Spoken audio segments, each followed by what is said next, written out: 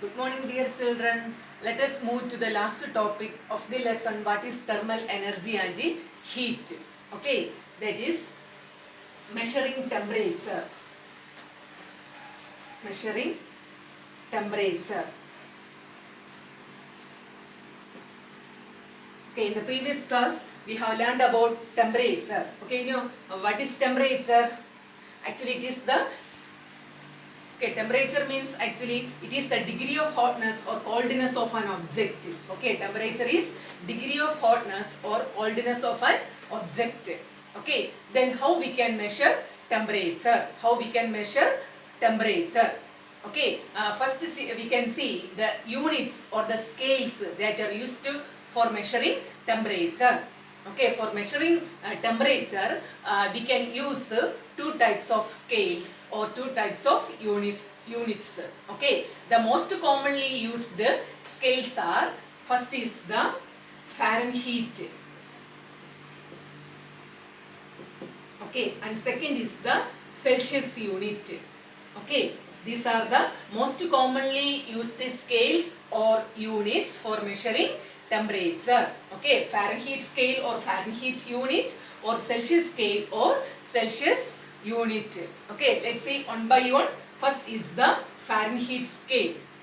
Okay, actually it was named after Gabriel Fahrenheit.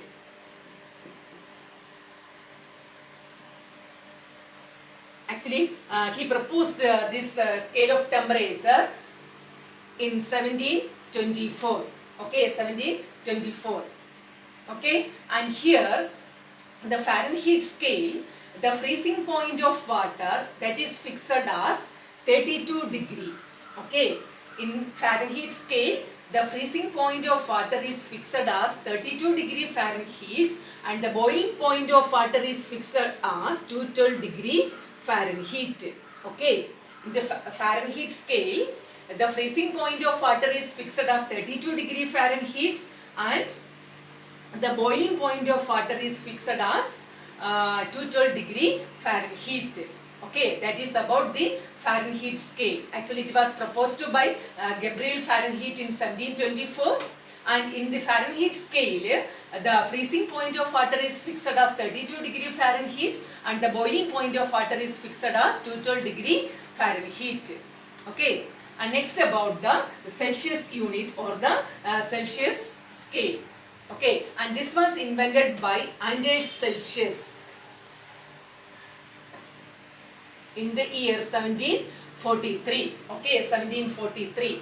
And here in this scale, the freezing point of water is fixed as 0 degrees Celsius and the boiling point of water is fixed as 100 degrees Celsius.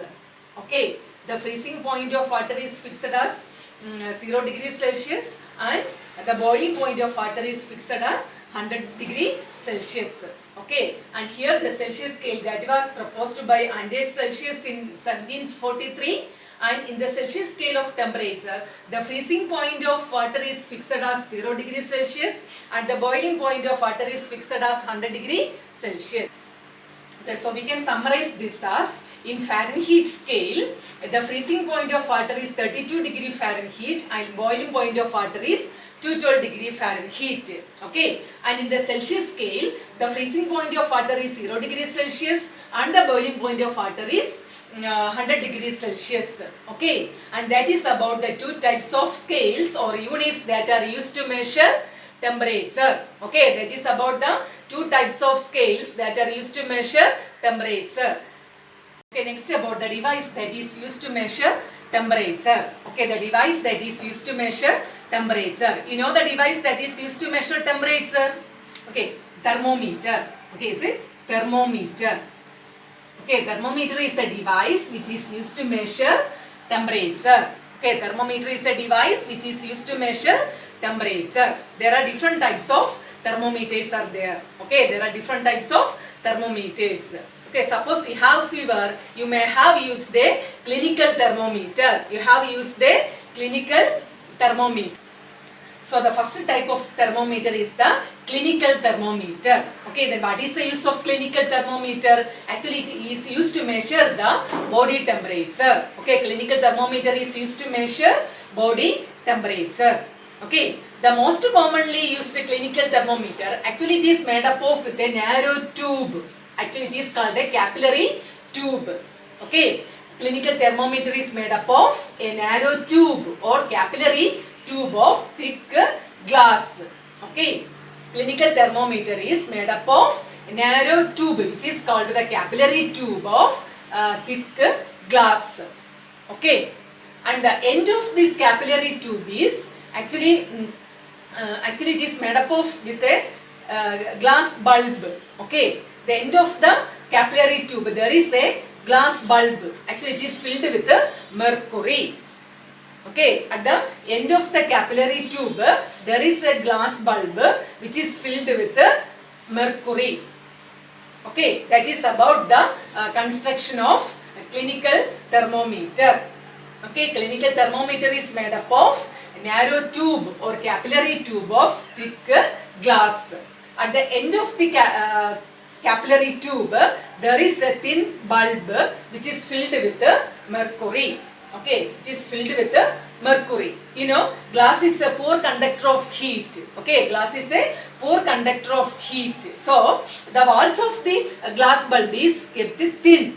Okay, as glass is a poor conductor of heat, the walls of the glass bulb which is kept thin so that heat transfer between the mercury and the surroundings can take place very easily. Okay, in order to transfer the heat between the mercury and the surroundings, the walls of the glass bulb kept very thin. Okay, next about the scales about the clinical thermometer. Actually, we can measure the temperature that extends on either side of the normal body temperature, that is 37 degree Celsius.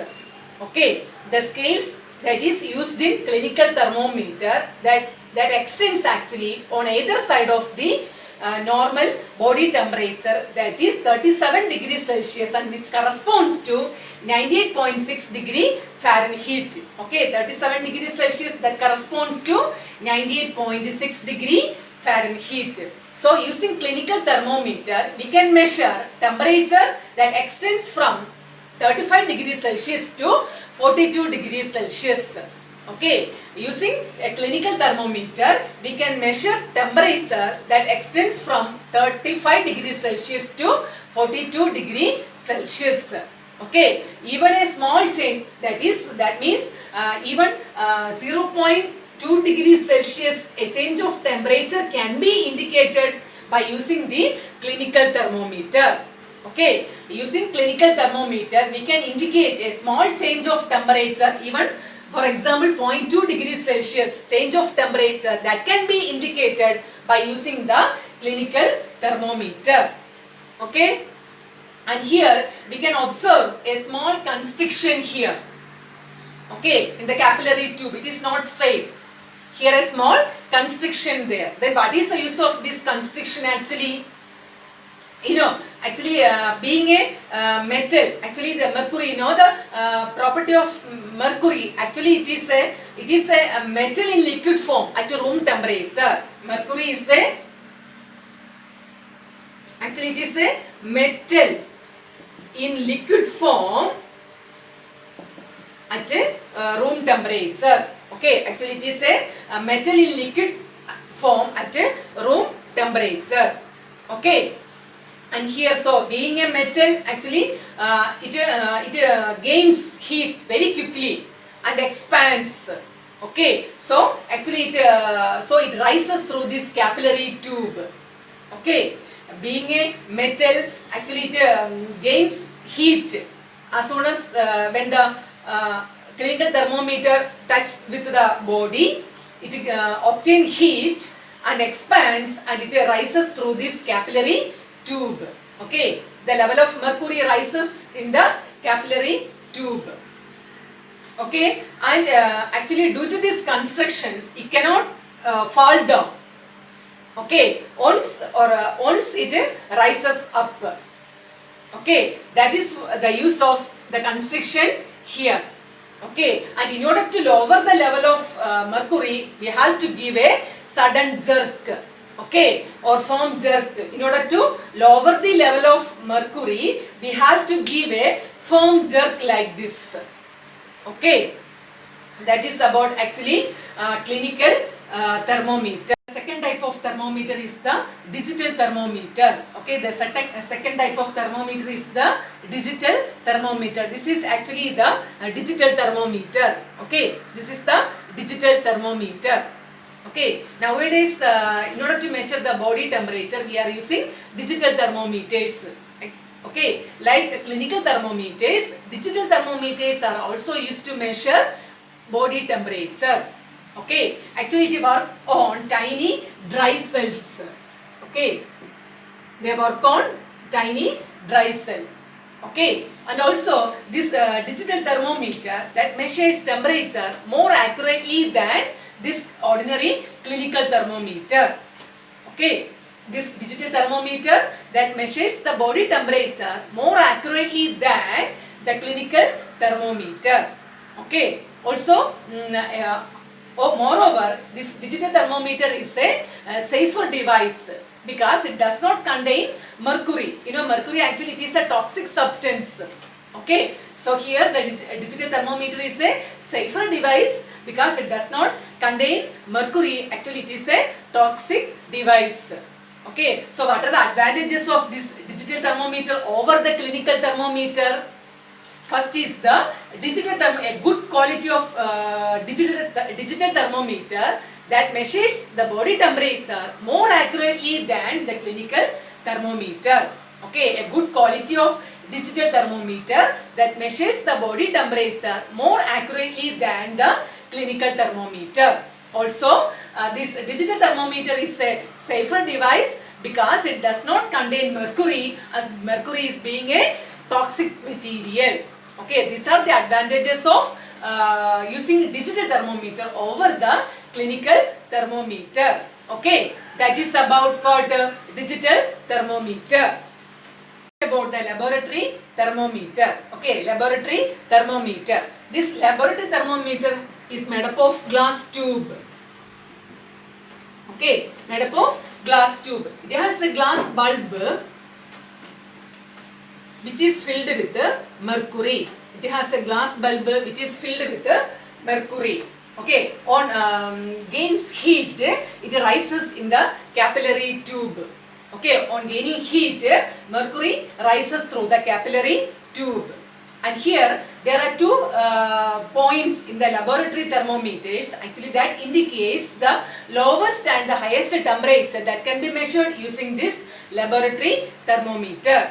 Okay, here there are 2 points in the laboratory thermometer actually that shows the lowest and the highest temperatures that can be measured by using this laboratory thermometer. Okay, in ordinary laboratory thermometer actually it can measure a temperatures from 0 degrees Celsius to 100 degrees Celsius. For an ordinary laboratory thermometers, it can measure temperatures from 0 degrees Celsius to 100 degrees Celsius. And for some other laboratory thermometers, it can measure temperatures from minus 10 degrees Celsius to 110 degrees Celsius. Okay, for some other laboratory thermometers, it can be measured temperature from minus 10 degrees Celsius to 110 degrees Celsius.